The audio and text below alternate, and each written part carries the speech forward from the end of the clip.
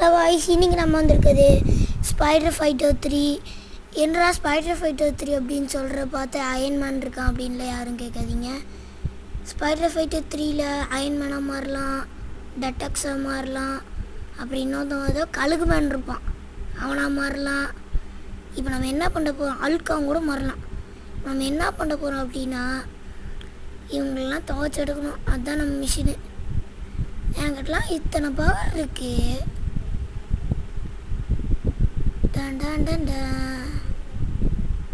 செமையாக இருக்கா நம்ம பவர்லாம். இப்போ டெட்டக்ஸ் இதோ இது வந்து டெட்டக்ஸ் எப்படி நம்ம அட்டாக்கலாம். சும்மா இது வந்து ஸ்பைடர்மேனு ஹல்க்கு சும்மா தவச்செடுப்பான்.